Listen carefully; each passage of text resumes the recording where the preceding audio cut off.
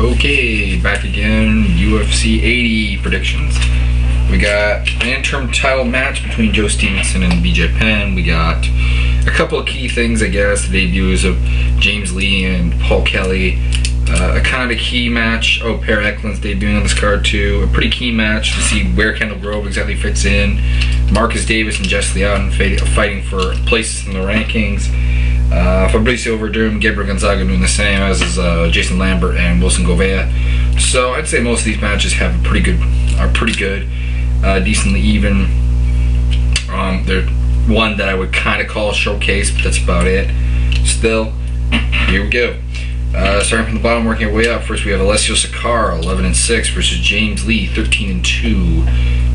Okay, James Lee's only lost to top competition in the forms of Dean Lister and Vernon White, both by submission. Needless to say, Alessio Sakara, not a submission guy. It is not his strength.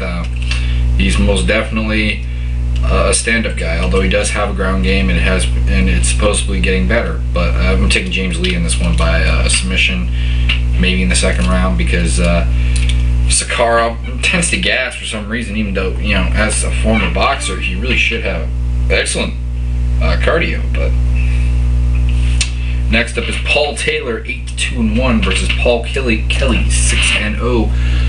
This is the third time we've seen Paul Taylor in the UFC, having lost to Marcus Davis recently and also defeating Edilberto Crocata. And Paul Kelly, 6-0. He's got some good ground and pound skills and some sub skills. If he can take Paul Taylor down, hold him down, he can pretty much run. But he tends to get conned into striking with people occasionally. Against Paul Kelly, that's gonna kill you. So I'm going to go down a little bit of a limb, call him Paul Taylor via first round stoppage via strikes, either a TKO or a KO. Next we have Callum Big C Robinson, 9-3, and Anthony Harddock, 5-4.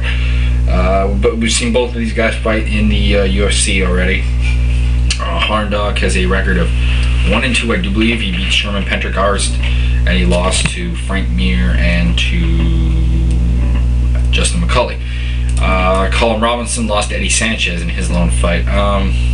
Both guys like to stand. Robinson, I think, is capable of controlling where this fight happens, but he doesn't appear to have a lot of good ground skills. I mean, he had Eddie Sanchez's back for a long time, and Sanchez just seemed to have no problem defending. Simply put, I mean, Harddock's defensive skills are pretty good. I mean, he got embarrassed by Frank Mir, but it is Frank Mir. And he got held down by Justin McCulley, but Justin McCulley didn't really have a lot of offense.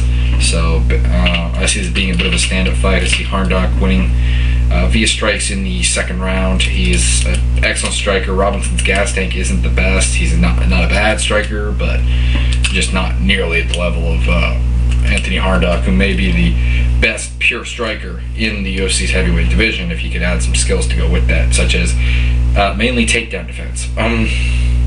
Next, Per Eklund, 12-2-1 versus Sam Stout, 12-3-1. Sam Stout, of course, is one of the better Canadian lightweights, possibly the best. I mean, it's between him and Chris Ordesky, I guess. I mean, he's beaten Grandma, he's beaten Tyler Jackson, Fabio Holanda, and he's also, of course, beaten Spencer Fisher in the UFC, lost to Spencer Fisher in the UFC. He's also lost to Kenny Florin in the UFC. So there's kind of his brief UFC history. Per Eklund debuting, his only really notable opponent is he lost to Tetsuya Kawajiri, but Kawajiri's nothing like Sam Stout. That would be one thing. Stout, very hard to submit, even though Eklund has some pretty good submission skills. I think Stout will probably be the better striker in this match. I mean, Per Eklund is not a slouch, but at the same time, I mean, I don't see him being up to Stout's caliber. He is one of the better strikers at 155. His problem overall is, of course, that 155 seems to favor the strong wrestler types. Stout, I'm going to take him by a third round stoppage, be it TKO or KO. I mean, he's got good stamina, he's got good submission defense, he's very good at not getting into terribly large trouble on the ground, even though he did get submitted by Kenny Florian.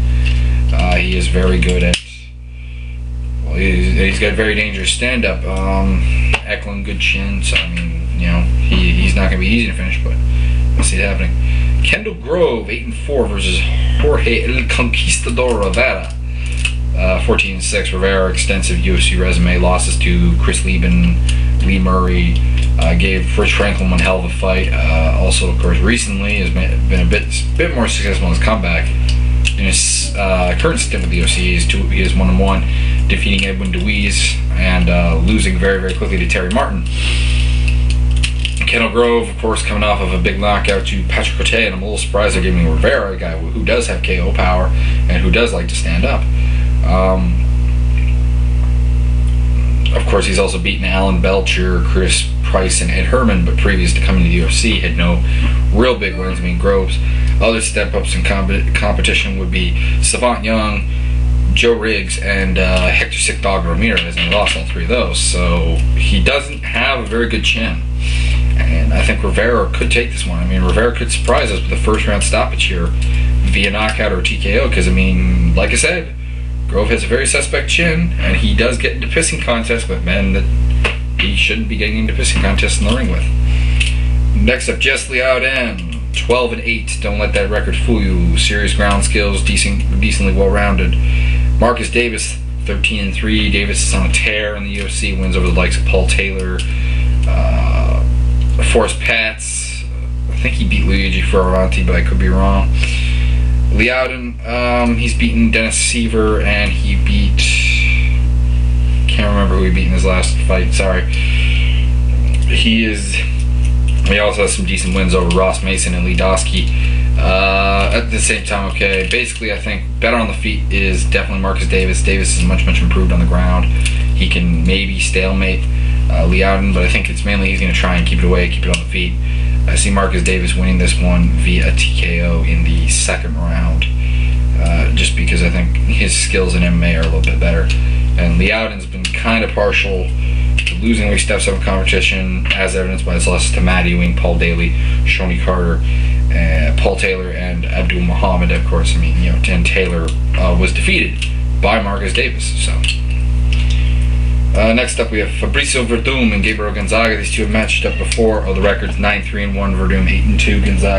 Gonzaga, of course, only lost the first one. He's hadn't lost until he's only lost since to Randy Couture.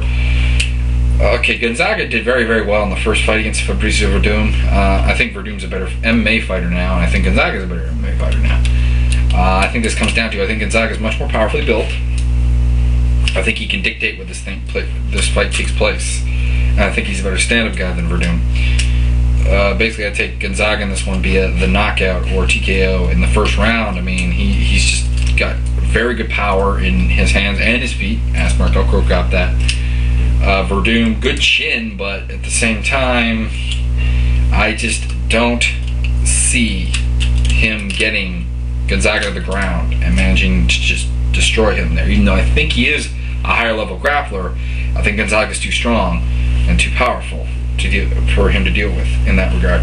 Next up, Jason the Punisher Lambert, 23-6 versus Wilson Gouveia, 9-4. Wilson has been on a tear since coming to the UFC.